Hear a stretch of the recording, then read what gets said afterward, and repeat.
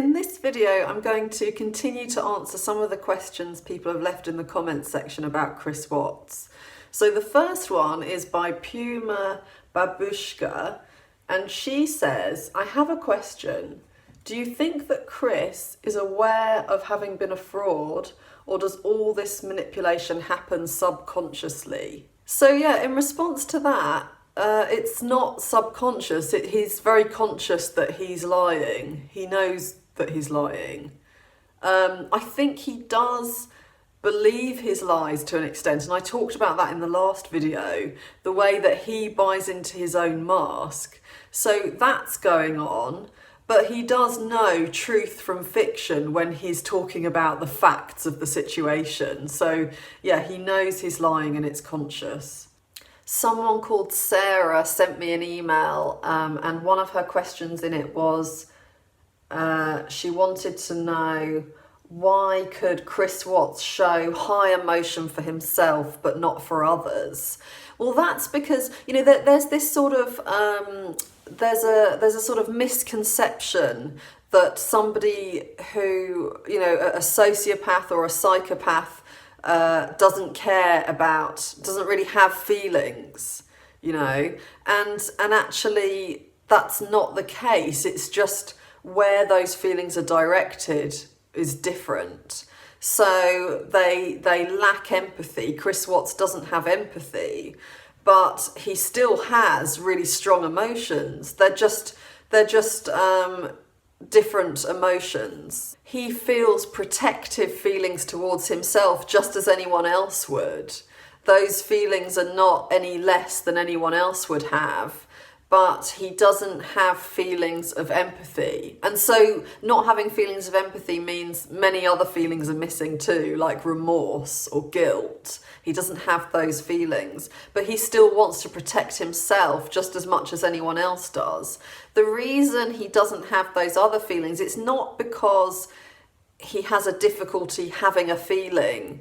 It's not that. It's the fact that he hasn't experienced empathy towards himself at crucial times in his life. So when he was growing up, he wouldn't have experienced somebody being there for him emotionally. That's my opinion of how somebody could become like Chris Watts, you know, and I think that's backed up by the behaviour of his mother. She dotes on him. That's what she talks about. You know, the way she talks about him, it sounds very positive. But for somebody to become a narcissist, one of their parents, very often the mother, will, not always though, but very often a primary, really important caregiver will not have been there for them emotionally. Somebody asked me in response to a previous video, what do I mean about why a narcissist has to believe in their mask to survive? And what I mean is that in order to cope, a child who is going to become a narcissist would have had to have believed that they are what their parents feel positively towards. So in other words, with Chris Watts, you know, one of the things he was good at was sport, apparently, according to his mother. I think another thing he would have been good at would have been making his mother feel good about herself. You know, he was good at, or he is good at, sort of, I'd say sort of sucking up to people, really. And because I think his mother is narcissistic, she would have needed him to suck up to her and to make her feel great and important. You know, so those two things, sport and making her feel good about himself, would have been something that she would have rewarded him for emotionally. You know, she would have validated him for being like that. But when it came to his real feelings, I don't believe that she would have felt empathy towards them or towards him in the same way we can see the way that she was with with Cece's allergies, you know, that she didn't show consideration that one child can have ice cream and one child can't.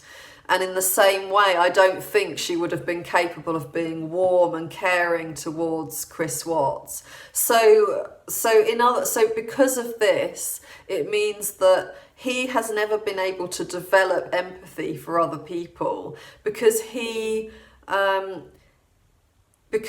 he's being someone fake.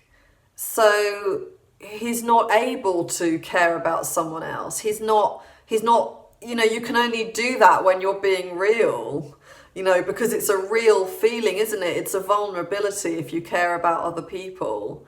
And so if you're always being fake, then the only person you're thinking of is you, because that's a whole defense mechanism. You know, every time you're fake, you're defending yourself, you're protecting yourself. You're not thinking about anyone else. So in answer to Sarah's question, she asks, where is the medical disconnect between Chris Watts and his emotions? And it's not, I wouldn't call it a medical disconnect. It's just that he hasn't developed as a person because he's always been fake. He hasn't behaved according to how he's felt, because if he'd done that, he wouldn't have had the emotional support he needed growing up. When he was little, he quickly learnt that he needed to adapt to the way his mother wanted him to be. That's what I believe. So he needed to be somebody who would support someone narcissistic, and he needed to, in other words, you know, he couldn't be difficult. Difficult meaning that he would need support himself. That he needed to be someone who'd be emotionally supportive of her. And you know, and so because of that, he didn't develop into somebody real. He didn't develop into himself. A small child doesn't yet know how to empathize. You know, when they're very little, when they're 1 or 2 years old, they're usually only able to think of them. And empathy is something they then learn. They learn that they're separate from other people, and to care about other people. With Chris Watts, his growth was interfered with. So he never developed into somebody who could learn that there's other people and there's him, and that his feelings are valid. You know, he's so used to ignoring his feelings and playing this role. And if you imagine that you believe that the only way anybody is going to be interested in you is if you pretend to be somebody else, then you're not going to like people much. You're not really going to care about people much because you see everyone as not caring about you. You know, everyone needs you to be someone else in order to like you. That's the way that Chris Watts views the world, in my opinion. I don't think he believes that anyone could be there for him emotionally. And so it doesn't matter how much Shanann would have loved him or how much his children would have loved him. I don't think any of that would have come through his mask into the real Chris Watts, because it's unconscious. You know, he's completely split off from himself. And so he was just a walking sort of cardboard cutout around them. And just in the same way as a cardboard cutout can't care about people, neither can he. But because he's human, his automatic reaction is to defend himself and protect himself. And so that's why if he's in danger of being caught, of going to jail, anything like that, he'll feel just as strongly about that as anybody else would. Any living animal will automatically protect itself. That's something that you don't need much development to be able to do. But it takes developing as a person to be able to care for other people and protect them. The next question is by Melissa Bonnet. And she says, I have a question regarding a covert narcissist and body language. If they feel no remorse or regret for having done terrible things, why does their body language give them away? Well, their body language can give them away not because they feel remorse or because they feel guilt, which would mean that they'd have to empathise with the people who they've caused suffering to, but because they're worried about being found out. So that is only about them. You know, when you look at Chris Watts and the way he was in the TV interviews, how you know, anytime he looked nervous or deceptive, it was because he was conscious that people might guess that he's lying. So it was all about him. Linda Halcrow asked, is the only way for this murder to have been prevented education about what to look for as it relates to NPD and sociopathy? I think that's a really good question and quite a realistic way of looking at things, because of course in theory Chris Watts could have stopped himself. He wasn't out of control in the way he says he was, but realistically someone like Chris Watts generally isn't going to seek help because they don't worry about the effects they're going to have on someone else. And I think it's very hard for them to imagine an alternative reality. You know, they're so used to wearing their mask, I think it would be quite hard for them to even imagine life without it. So it's really rare that someone like him would ever seek help. And so it's much more realistic to think, how can we prevent these things from happening? And if Shanann had known about narcissistic personality disorder and what someone who has it is like, the way that they behave, then she may have taken the red flags more seriously, because there were red flags and she saw them. Even without any education about narcissistic personality disorder, Shanann had these feelings, and if she had listened to her intuition, maybe things would have turned out very differently. She said that she didn't feel safe around Chris Watts. Imagine if she had listened to that, you know. And she also talked about how he was selfish, he only thought of himself. This is the stuff she was writing in text to her friend, one of her friends. So she could see these things about him, but my feeling is she didn't want to listen to those things. She wanted to save her marriage because she believed in his mask. So she had these two contradictory people that she was dealing with. You know, one of them was someone that loved her, and one of them was someone who only cared about himself and made her feel unsafe. And instead of thinking, well, I should never feel like this around someone who is a safe person, instead of thinking like that, she just focused on trying to save her marriage and trying to believe everything could work out.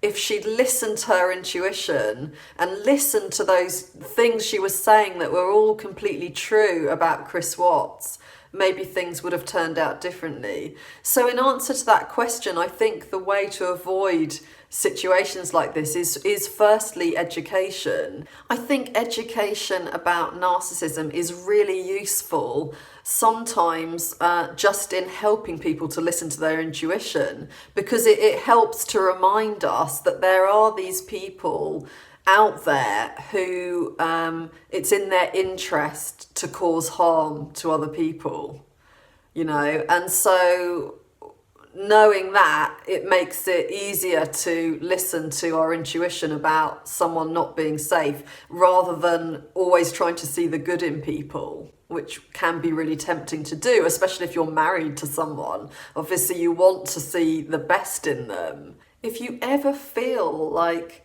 you aren't safe around someone, if you have that unsafe feeling, it's there for a reason. to protect you, you know. So if you listen to it, even if that means that I heard something, I heard an interview with Eckhart Tolle, and he was talking about someone who lived with him for a while. She was a lodger, you know, and the first night she moved in, she said she felt afraid of him. She said, you know, later that she'd felt afraid, that he seemed really weird, and she was worried he was going to walk into her room and kill her in the night, you know. And so she told him that first night she was just going to move out the next day. And so, you know, he's not someone who's going to kill people. He is weird. I think he'd agree that he's not like most people. He's really spiritual. He's written all these books, including one of them's called The Power of Now. And so her intuition was telling her something, and she took that to mean that she wasn't safe. But what was the worst that could happen? You know, the worst that could happen is she offends him or she moves out. But I just think it's always better to listen to your intuition if it tells you that a situation isn't safe, than it is to risk ignoring it. Sarah also asks, why does he seem to delight in their deaths, the music and the doll? Are we seeing the relief of letting the mask slip? And if so, why is his real joy killing and mental torture rather than a more benign thrill like skydiving and making money? The real joy is killing and mental torture because he has this rage inside him. And this is something I've talked about quite a lot before, but it's because he has so much anger, and when you feel angry and you let out your anger, you feel better. So it is, like she says, the relief of letting the mask slip. I think that would definitely be a relief, yeah. That, you know, not having to be fake, that's a relief. But it's not just that. It's also a build-up of all this anger that would have been there since really early childhood. And, you know, having to go through the motions, pretend to be someone he isn't, and look after people that he doesn't care about, you know, and he doesn't feel connected with. There's so many examples that show us he didn't feel connected with his children or Shanann in the way he talks about them. You know, the way that he talks about the baby as being Shanann's baby and not his baby.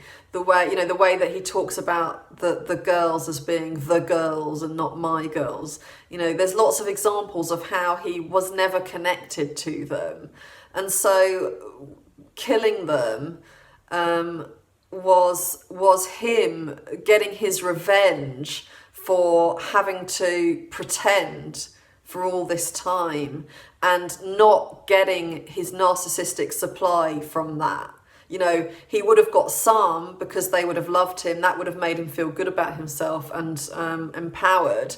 But he wouldn't have got everything he needed, because when a relationship is not in the early stages, you take each other for granted to an extent. You know, you trust the other person cares about you. You're not constantly going to praise the other person for caring. And I think Shanann did do quite a bit of that actually on Facebook. She would praise Chris quite a lot, say what an amazing husband he was. But the amount he would have needed in order to do whatever he did for her and the children, he would never have been able to get enough back to feel enough narcissistic supply. So there would have been rage building up inside him for all the things he wasn't getting enough reward for doing.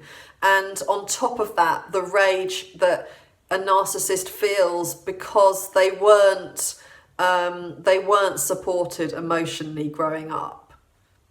And it's not conscious, you know, he wouldn't consciously know that he's angry about that, but every narcissist is. So the answer to Sarah's question is that he didn't kill just because he wanted to do something thrilling, and it could have been killing or it could have been skydiving. He killed because he was really angry and he wanted to get his revenge. And and being with Nicole Kessinger, you know, he believed he could start a new life. Of course, there's also the fact that he killed to make sure that he could now have his new life and the old one didn't have to bother him anymore. And that's also really true. And in that sense, I think that his rage in some ways would have been unconscious even to him. I think that, you know, he describes this anger that he was feeling when it happened. And I think in reality, that he may well not even have felt that he was angry at the time. I think that could be a lie that he's telling us, that, you know, he completely lost the plot and this is why he did this. You know, part of saying that he lost his mind.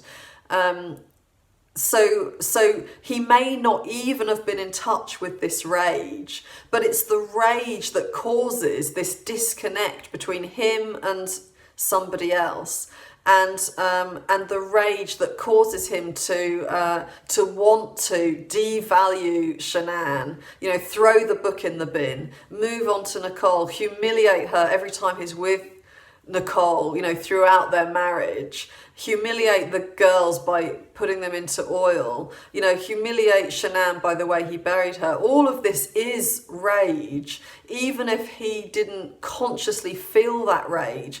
You know, when he listened to that Metallica song, that would have been him delighting in what he'd done, feeling powerful, and again, it was about rage. So a narcissist might not always even be conscious of their rage. They might not be in a rage in a way that we can see, oh, this person's angry and shouting, for example.